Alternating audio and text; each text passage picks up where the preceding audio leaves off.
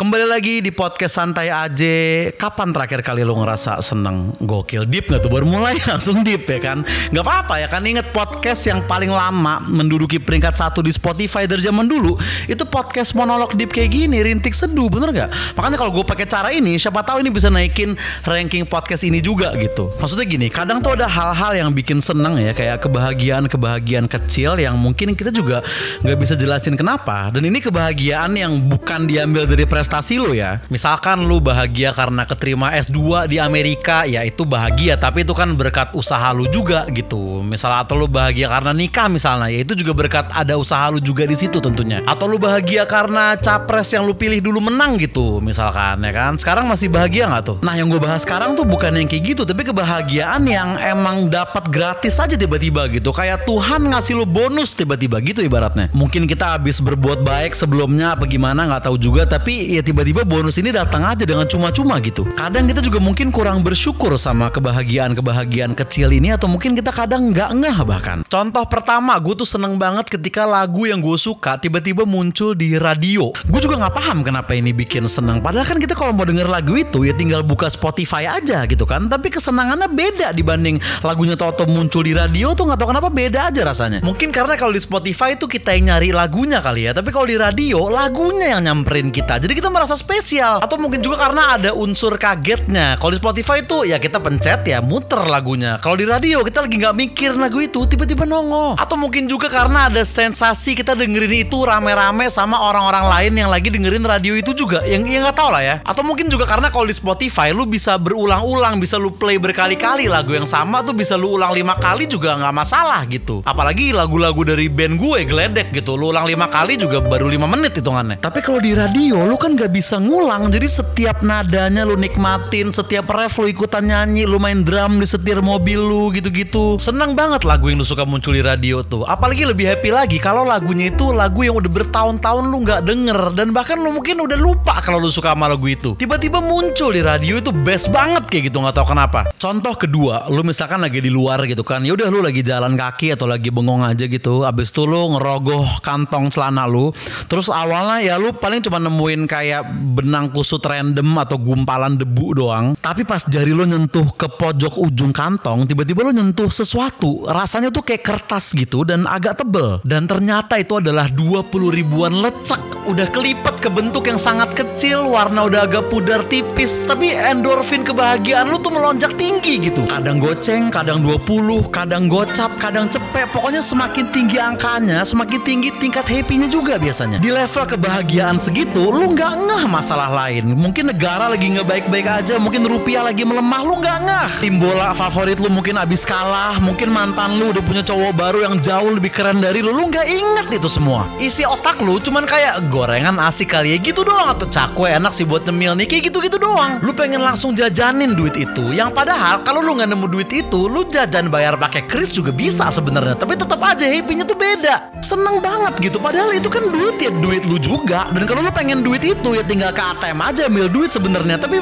nggak tahu kenapa beda banget rasanya duit dari ATM sama duit yang lu temuin di kantong celana lu, beda banget. Duit dari ATM tuh kayak udah direncanain, kayak udah ada tugasnya gitu. Itu buat makan, buat ongkos atau buat belanja gitu, ada beban di situ. Ada tugas tertentu yang harus dilakukan oleh uang itu setelah dikeluarin dari mesin ATM. Sedangkan duit yang lu temuin di kantong lu nggak ada, bebas. Itu seakan-akan kayak hadiah dari diri lu di masa lalu gitu. Seakan itu duit yang gak masuk ke anggaran manapun, duit yang gak ada kewajibannya harus dipakai buat apa, dan lu bisa pakai itu buat sesuka lu aja. Dan kalau lu mau sengaja-sengajain juga gak bisa. Lu kayak gue taruh kali ya 20 ribu di celana gue yang ini supaya ntar gue nemu terus happy, gak bisa tuh. Pasti lu akan inget banget kalau lu udah taruh duit di situ. Tapi kadang ada juga versi sad ending dari cerita ini. Lu lagi ngerogoh kantong, lu ngerasa kayak nemu duit, lu udah mulai excited, otak lu udah nge-scan jajanan di deket lu ada apa aja. Dan sambil tangan lu ngeraba, otak lu tuh berharap berapa nih ya, please cepet. Tapi kalau jeban juga nggak apa-apa deh, aman aja. Tapi pas lu tarik keluar dari kantong celana lu,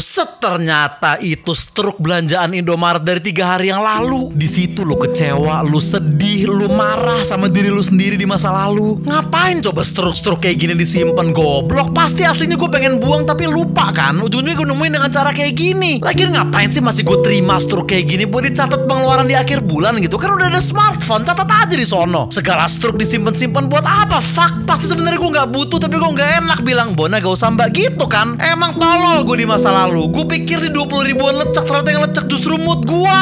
Kebahagiaan ketiga, lu lagi naik mobil nih ke mall nih, dan di weekend gitu, dan dari luar mallnya lu tuh udah bete sebenarnya, karena lu yakin nih cari parkir pasti lama nih, pasti rame banget mall ini di weekend kayak gini. Tapi tiba-tiba lu baru banget masuk ke B1 nih, pas banget lu datang ada mobil keluar depan muka lu. Itu bahagia banget. Lu kayak bersyukur gitu. Terima kasih Tuhan, terima kasih stranger siapapun yang naik mobil itu. Timingnya bener-bener pas banget. Lu datang dia keluar, itu pas banget loh. Kesempatannya 1 banding mustahil sebenarnya kalau dipikir-pikir. Padahal kalau lu nggak dapet parkir itu, ya apa banget sih akibatnya? Padahal lu nyari parkir lebih lama 15 menit dikit, atau lu jalan ke liftnya agak jauh gitu doang kan. Gak fatal-fatal banget, tapi nggak tahu kenapa kalau langsung dapat parkir begitu masuk itu bahagianya tuh parah banget. Bahkan kadang lebih sinematik lagi kejadiannya. Lu masuk terus belum ada mobil keluar, tapi lu lihat ada orang bawa belanjaan sambil mencet-mencet kunci mobil. Terus lu lihat ada mobil deket lu yang lampunya nyala. Itu rasanya kayak nemu harta karun. Mobil lu tuh langsung jadi kayak predator gitu, nyelinap-nyelinap di jalan pelan-pelan di belakang dia. Lu kawal tuh orang sampai ke mobilnya. Lu pasang sen ke arah tempat dia jalan, seolah-olah ngasih kode ke mobil-mobil lain kayak dia punya gue, jangan ada yang nikung ya, dia punya gue gitu. Lu buntutin dia dengan sabar. Dia belok kanan, lu ke kanan juga. Dia berhenti benerin tentengan, lu tungguin. Jaraknya harus dijaga tuh. Jangan terlalu deket takut dia risih, tapi jangan terlalu jauh takut dia diserobot orang. Dia sampai ke mobilnya, dia masukin tentengannya ke bagasi, lu tungguin. Dengan sangat-sangat ikhlas lu tungguin, karena lu tahu nyari parkir kosong lain itu bakal lebih lama dari orang ini masukin belanjaannya ke bagasi. Dia masuk ke mobil, nggak langsung jalan tuh biasanya. Dia main HP dulu, mungkin balas chat orang, mungkin buka maps, mungkin main judul atau buka micet. Bodoh amat, bukan urusan lu. Yang penting parkiran dia setelah ini jadi parkiran lu. Abis itu lo denger suara mesin mobil dia nyala, dan itu jadi suara yang lebih merdu dari suara penyanyi pop manapun buat lo di momen itu. Dia keluar dari parkirannya, lu masuk dan lu senyum sambil merayakan kemenangan lu di parkiran hari itu. Tapi kadang ada keadaan yang menipu lo, seakan-akan itu kesempatan, padahal bukan. Lo masuk ke parkiran mall, lu lihat ada mobil parkir, tapi di dalamnya ada orang nggak pakai seatbelt, diem aja dia main handphone. Otak lo langsung muter tuh, dan lu langsung jadi detektif sesaat. Oke, ini orang mau keluar atau baru datang? Kalau kaca mobilnya kebuka, berarti dia lagi nunggu orang. Kalau ketutup, berarti dia mau cabut. Tapi bisa juga dia baru sampai sih. Terus dia ngapain main HP tuh ya? Apa dia janjian sama orang yang mau dia temuin di dalam? Apa dia mau buka maps untuk ketujuan berikutnya? Itu mesinnya nyala nggak sih? Kalau nyala mungkin dia mau cabut. Tapi apa baru sampai? Baru sampai terus dia belum mau matiin mesinnya karena masih mau main HP dulu sambil ngadem gitu. BTW itu mobil apa sih? Bagus juga ya. Berapa ya harga secondnya? Terus di mall ini tuh ada makanan apa aja yang enak-enak ya? Dan di tengah-tengah overthinking itu, tiba-tiba orang itu masukin handphonenya ke kantong, turun dari mobilnya, mencet tombol, terus mobilnya bunyi, terus dia jalan dengan santai ke arah lift. Dan di situ lo nunduk, lo kecewa, lo ngerasa ketipu, sia-sia terbuang 30 detik lo buat merhatiin dia barusan. Lo lihat ke sekeliling lo, parkiran penuh semua isinya. Tangan lo dengan lemes mindahin gigi mobil lo gede lagi. Lo lewatin orang yang tadi, lo belok ke kanan, lo lihat ada mobil lain yang baru aja dapat parkir, dan lo jadi mikir, coba kalau gue nggak buang-buang waktu buat investigasi orang tadi, mungkin parkiran ini buat gue. 30 detik di kehidupan sehari-hari mungkin cepet, tapi 30 detik di parkiran mall di saat weekend itu berharga. Sampai akhirnya lu mikir, oke, kalau B1 emang udah bener-bener gak mau nerima gue turun deh ke B2. Dan di B2 juga sama, penuh, bahkan suasananya lebih kelam dari B1. Persaingannya lebih ketat di sini. Karena yang berebutan parkir sekarang itu adalah korban-korban kekalahan dari B1. Orang-orang yang mungkin ngalamin hal-hal tragis kayak lu tadi juga. Orang di B2 tuh nyetirnya lebih barbar, lebih main serobot, dan tatapan matanya lebih penuh emosi gitu. Dan pada ujungnya masih penuh juga parkiran ini sampai lo akhirnya turun ke B3. Dan B3 ini bikin lu makin ngerasa kalah. Suasananya udah makin tragis di sini. Udaranya tuh seakan lebih lembab, suasananya tuh seakan-akan lebih hening gitu loh. Sinyal handphone lu mulai hilang 1 bar. Radio yang lu dengerin di mobil tadi mulai kresek-kresek, dan lu muter-muter di situ ke pojok-pojok yang udah jauh banget dari akses masuk mall. Dan di pojok ini sinyal lu yang hilang 1 tadi itu udah bener-bener hilang fix sepenuhnya sekarang. No service. Lu udah terisolasi dari dunia luar. Hanya ada lu lu dan mobil-mobil kosong parkir ini. Dan mobil-mobil yang parkir di sini juga kelihatannya udah pasrah. Ada yang parkirnya agak miring, ada yang mepet banget sama tiang, ada yang di bawah mobilnya tuh ada genangan air yang lu juga nggak ngerti itu air apa. Seakan-akan tuh mobilnya nangis dan itu air matanya gitu loh. Seakan tuh mobil tuh ngomong, kenapa sih gua harus di B3? Kenapa gua harus serendah itu? Gue nggak pantas kah di B1? Gue nggak pantas parkir deket lift gitu. Kenapa? Sampai akhirnya lu nemuin tempat parkir yang kosong di pojok paling ujung lorong panjang yang sepi itu, yang sangat jauh banget dari akses masuk mall. Lu parkir di situ dan udah nggak ada lagi rasa kemenangan di hati lu. Lu cuma turun sambil nunduk dan berpikir, orang yang gue lihat di B1 tadi mungkin sekarang udah suap-suapan di Sushi Tei sama pacarnya. Kebahagiaan keempat, lu lagi di perjalanan pulang nih naik ojol gitu, langit tuh udah mendung, petir tuh udah tipis-tipis muncul, lu udah khawatir lu bakal kehujanan. Tapi ternyata lu sampai rumah dengan selamat dan pas banget di detik pertama lu udah masuk dengan aman ke rumah lu, baru hujannya turun.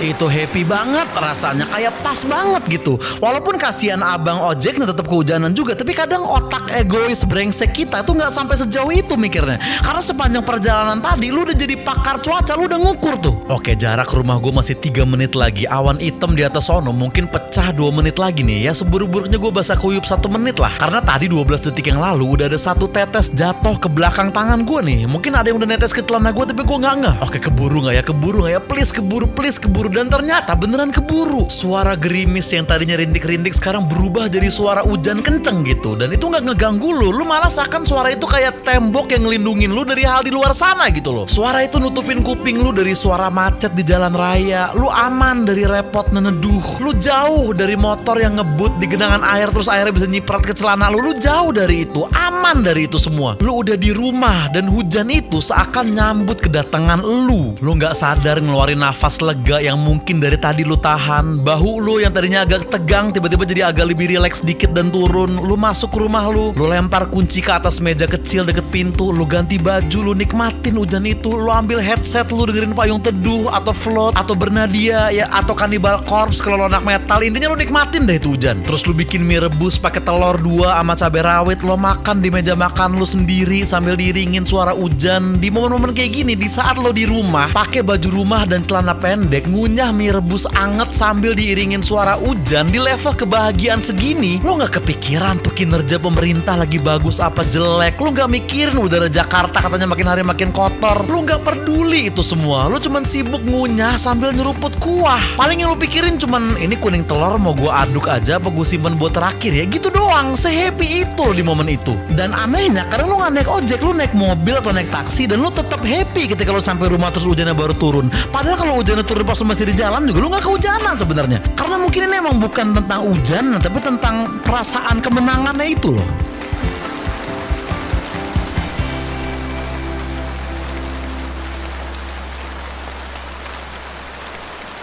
Kebahagiaan kelima, kadang nih biasanya misalnya kita lagi pengen berangkat nih, habis itu kita mesen ojol atau taksi online gitu. Nah itu kan suka agak gambling. Apakah dapat driver yang dekat, apakah yang jauh, dan setelah dapat apakah dia mau ambil orderannya, apakah dia akan bales chat, apakah dia akan nge-cancel, kan banyak pertimbangan tuh. Kadang kita dapat driver yang jaraknya 7 menit dari kita chat, halo pak, checklist 1 pak, checklist 1 lagi bapak kesini, checklist 1 lagi masih. Kita masih positive thinking, mungkin dia lagi nyetir kali ya. Kita tunggulah semenit, 2 menit, 3 menit, menit keempat kita cek lagi udah lebih deket belum ya, masih 7 menit ternyata dan masih checklist 1, sehingga mau nggak mau kita order lagi dari awal. Itu bete kan begitu. Tapi kadang kita tuh dapat driver yang apa ya, bintang 5 kayaknya nggak cukup buat gue kasih dia. Bintang Redler pun kalau dia mau gue beliin kayaknya. Yaitu ketika kita order terus kita dapat drivernya terus jaraknya cuma 2 menit doang, dan pas pengen kita chat nih, pengen kita pastiin ini dia ngambil orderannya apa enggak, tiba-tiba dia udah chat kita duluan, titiknya sesuai pak. Bah itu happy banget. Titiknya sesuai pak, sesuai harapan saya. Titik ini yang saya cari. Titik dimana saya bisa datang on time karena saya dapat driver mantep. Betul bapak bilang, titik muridnya sesuai. Titik ekspektasi saya sesuai dengan kualitas Bapak. Terima kasih Pak. Di momen itu semua ketakutan lo yang tadi, takut telat, takut diomelin, takut dapet driver yang jauh, semua itu hilang seketika. Karena lu gak cuma dapet driver, lu dapat kepastian. Dan kebahagiaan lu gak berhenti di situ. Begitu lu balas chat abangnya, lu lihat di maps, ikon motornya tuh beneran bergerak gitu. Dia beneran OTW jemput lu dan langsung gitu. Gak ada tuh dia diem dulu 5 menit buat ngabisin rokok. Gak ada dia nyasar, muter-muter salah jalan. Gak ada, dia langsung OTW ke arah lu. Langsung lu minimize aplikasinya, lu buka WhatsApp, lu bilang ke temen lu OTW. Lu buka lagi aplikasi ojol lu dan 2 menit tadi udah berubah jadi 1 menit sekarang. Dan lu lihat 3 huruf terakhir dari plat yang tertulis di situ, dan di ujung mata lu ngelihat sebuah motor datang dengan penuh tanggung jawab gitu loh. Mata lu langsung otomatis lihat ke plat nomornya dan 3 huruf terakhirnya sesuai dengan yang ada di HP lu tadi. Lu berpikir gila beneran 2 menit dia bener-bener udah sampai di depan muka gua. Motor itu pun berhenti di deket lu. Abangnya pun berkata atas nama Oza, dan lu cuma bisa tersenyum dan balas ke dia, Pak, atas nama kemenangan. Enggak, itu udah berlebihan ya. Tapi maksudnya lu paham lah yang gue maksud ya. Salut dan respect untuk semua driver-driver yang kelakuannya kayak gini. Kebahagiaan ke-6, kita flashback ke zaman SMA nih atau SMP. Lu pernah gak lagi belajar di kelas nih, lagi disuruh ngerjain tugas gitu, dan lu lagi ngerasa bosen. Gurunya juga lagi yang rada galak, jadi lu gak bisa ngobrol sama temen lu. Kelas tuh hening banget, cuma ada suara orang nulis, suara kertas kebolak-balik, atau sesekali ada yang batuk atau bersin gitu. Terus lu ngeliat jam di atas papan tulis kelas lu, di samping foto presiden tuh. Dan lu mikir, aduh baru jam 8.20, udah bosen banget gue. Istirahat masih lama, pulang masih jam 2. Ini juga tugasnya susah bener lagi. Nyontek juga gak bisa, pasti ketahuan. Dan mau nyontek siapa juga? Temen sebangku gue sama tololnya kayak gue. Depan gue cewek, gak begitu akrab gue. Belakang gue tembok. Udahlah 5 lagi nilai gue nih. Tiba-tiba ada suara pintu kelas diketok, tok. Terus guru galak tadi nyamperin, dan ada guru lain di depan pintu. Mereka bisik-bisik sedikit. Terus guru yang di depan pintu cabut, dan guru galak berdiri ke tengah kelas dan ngomong, "Anak-anak, karena hari ini ada rapat dari pihak sekolah, jadi sekolah hari ini dipulangkan jam 11. Dan di situ untuk sepersekian detik kelas tuh hening, tenang, sepi, lebih sepi daripada IKN. Dunia tuh kayak melambat gitu. Semua tuh kerasa kayak slow motion. Murid-murid tuh ada yang lihat-lihatan, ada yang melotot, ada yang nutup mulut karena nggak nyangka. Tapi setelah 0,2 detik itu berlalu, seketika semua murid di kelas itu endorfinnya naik ke level maksimum, dan semua tuh bersorak dengan gila.